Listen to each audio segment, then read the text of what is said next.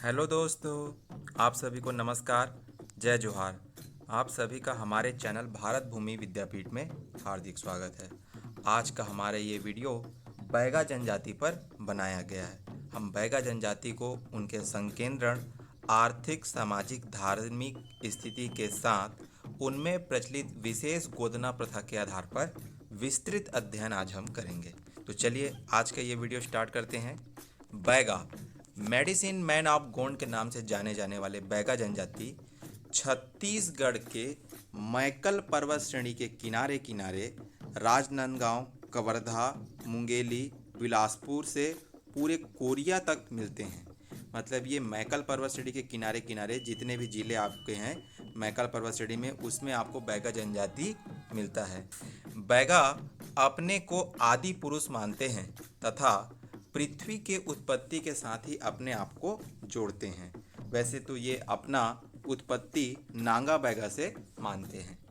जनसंख्या की बात करें अगर बैगा जनजाति की, तो 2011 की जनगणना के अनुसार 89,744 आंकड़ा याद करेंगे।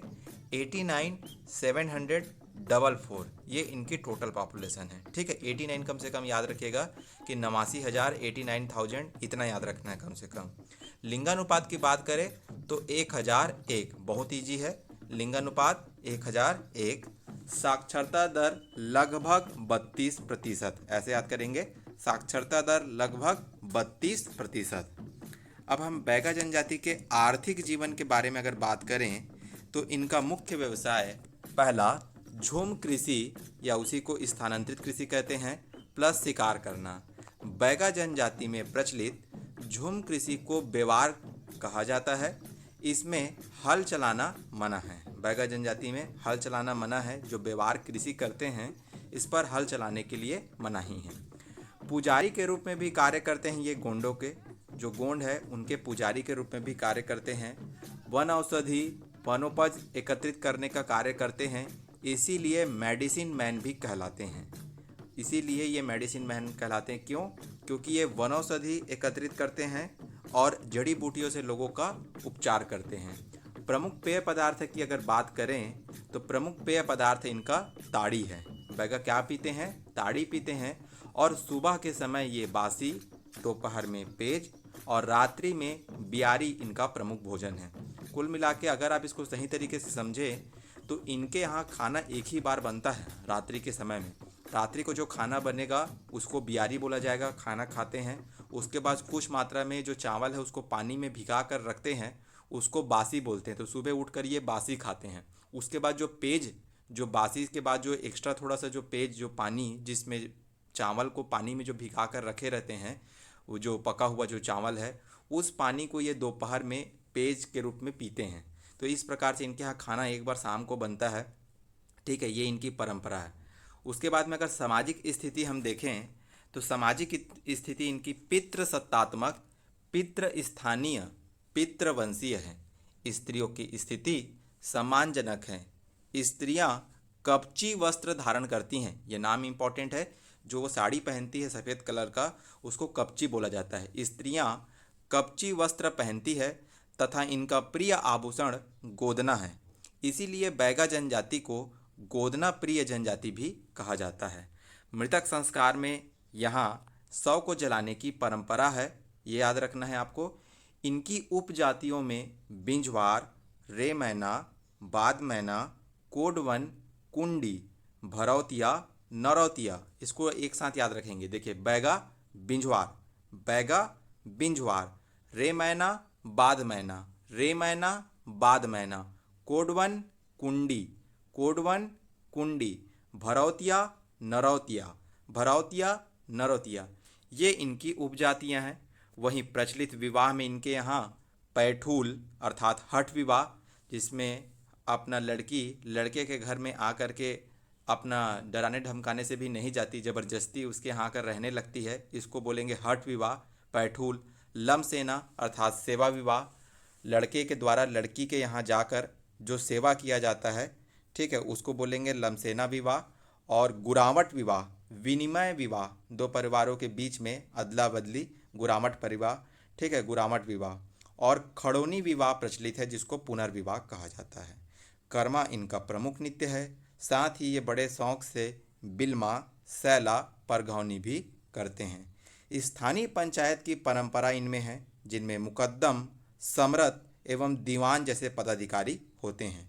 बैगा का प्रमुख पर्व रसनवा है। मोस्ट इम्पॉर्टेंट, बैगा का प्रमुख पर्व रसनवा है। इनमें हल का प्रयोग करना वर्जित है। हल का प्रयोग करना वर्जित है। छत्तीसगढ़ की सर्वाधिक गोदना प्रिय जनजाति के रूप में बैगा जनजाति को जाना जाता है। वरन छत्तीसगढ़ ही नहीं, पूरे विश्व में सर्वाधिक गोदना प्रिय जनजाति बैगा है। परंपरागत न्याय व्यवस्था की हम बात करें तो सामाजिक स्तर पर जो ग्राम पंचायत स्तर पर जो प्रमुख होता है उसको पटेल कहा जाता है। यह पंचायत स्तर पर उत्पन्न सभी समस्याओं का निदान करता है। पटेल का पद वंशानुगत होता है और ये जो परंपरागत अपना जो जाति पंचायत है इसमें जो है महिलाओं की भागीदारी नहीं होती है। आगे हम देखते हैं धार्मिक स्थिति की अगर बात करें तो इनके प्रमुख देवता कौन है? बूढ़ा देव। मोस्ट इम्पॉर्टेंट, बैगा के प्रमुख देवता बूढ़ा देव जिसका निवास स्थल साल वृक्ष है, इसीलिए साल वृक्ष इनमें पूजनीय है। ठीक है, उरांव जनजाति में भी है, बैगा में भी पूजनीय है साल वृक्ष।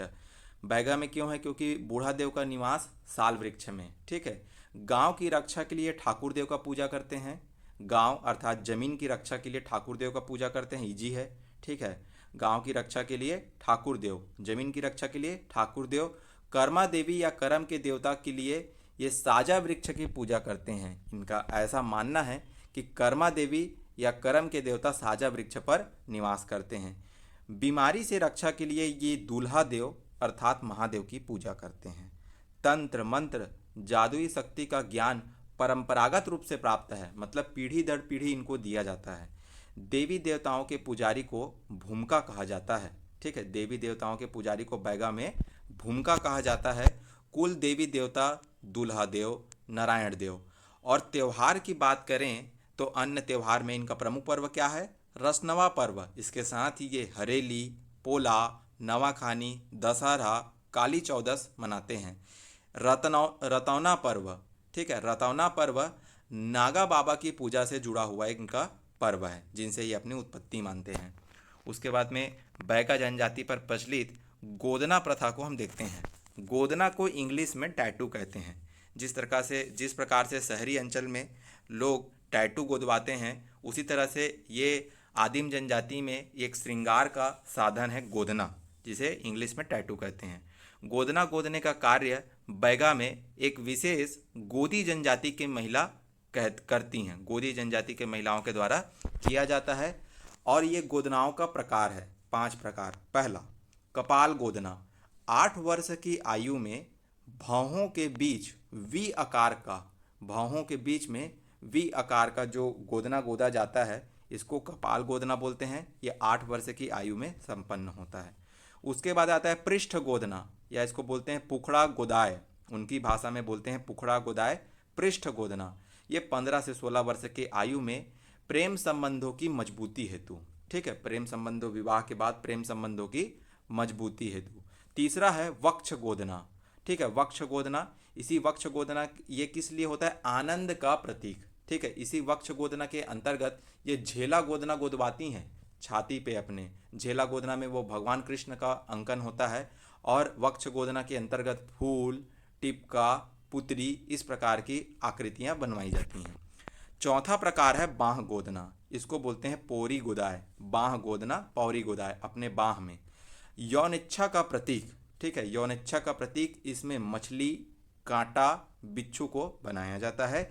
जांघ गोदना, लड़की के विवाह के पहले ये अनिवार्य रूप से बनाया जाता है। इसमें जो घुटने हैं, घुटने पर सूर्य का अंकन किया जाता है, दोनों घुटनों पर सूर्य का अंकन किया जाता है।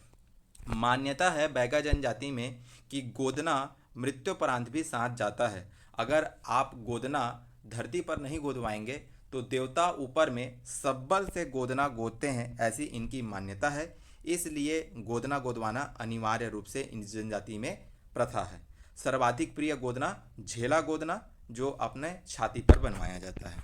आगे देखते हैं बैगा जनजाति से जुड़े कुछ विशेष टर्मिनोलॉजी, विशेष शब्द। प्रसव कराने वाली महिला को गौजी कहा जाता है। पारंपरिक जड़ी बूटी का काढ़ा ओखत कहते हैं। पारंपरिक जड़ी बूटी का काढ़ा ओखत कहा जाता है। विवाह संपन्न कराने वाला व्यक्ति दोषी होता है। ठीक है, देखिए थोड़ा सा कंट्रोवर्सी लगता है, लेकिन याद करेंगे विवाह संपन्न कराने वाले व्यक्ति को क्या बोलते हैं? दोषी व्यक्ति। वधु मूल्य अर्थात दहेज को सूख भरना कहा जाता है, जिसमें कपड़े, चावल आदि शामिल होते हैं। मेनली जो है मुख्य रूप से कपड़े और चावल ही होते हैं। रसोई घर को इसमें रांगड़ घर कहा जाता है। देवी देवता के स्थान को देवाला। रसोई घर रांगड़, देवी देवता का स्थान देवाला। मुख्य कक्ष को बड़े खोली कहा जाता है। इनके मुख्य कक्ष को बड़े खोली कहा जाता है। मोस्ट इंपॉर्टेंट कि बैगा जनजाति कभी भी गांवों में निवास नहीं करती। बैगा जनजाति कभी भी किसी गांवों में निवास नहीं करती। इनका अपना अलग गांव होता है। ये अपने क्षेत्र विशेष में जो भी ज़िले में ये निवास करते हैं, वहाँ आसपास के गांव से दूर अपनी एक बस्ती बसाते हैं, अपनी एक गांव बसाते हैं जहाँ सिर्फ बैगाओं का घर होता है। इसीलिए उनके निवास क्षेत्र को बैगापारा कहा जाता है। इन पर वेरियर एल्विन के द्वारा द बैगास नामक एक किताब लिखी गई है। Most important, Verrier Elwin the Baigas नामक किताब किन पर? बैगा के ऊपर पर। बैगा जनजाति के लोग आज भी अपनी परंपरागत वस्त्र चौखना मूंगी पहनते हैं। तो ये पूछ सकता है आपसे एग्जाम में कि इनके परंपरागत वस्त्र को किस नाम से जाना जाता है? चौखना मूंगी। ये याद रखेंगे। प्रमुख वाद्य यंत्र में मांदर, टिमकी, बांसुरी है। घर और मकान के लिए सिरोही और सिंघारी शब्द का प्रयोग इनमें किया जाता है। अनाज की खिचड़ी के साथ ये केवलाल वृक्ष की भाजी खाते हैं। अनाज की खिचड़ी के साथ ये केवलाल वृक्ष की भाजी खाते हैं। महिलाएं सफ़ेद साड़ी जिसे कपची कहते हैं एवं पुरुष लंगोटी या पंची पहनते हैं। तलाक के सूचक में स्त्री पुरुष का एक साथ तिनका तोड़ने की प्रथा प्रचलित है। स्त्री और पुरुष एक तिनके को पकड़कर एक साथ तोड़ते हैं। इससे ये माना जाता है कि दोनों के बीच में प्रेम संबंध खत्म हो गया है और इसको तलाक का सूचक माना जाता है। तो इस प्रकार से हमने बैगा जनजाति को देखा।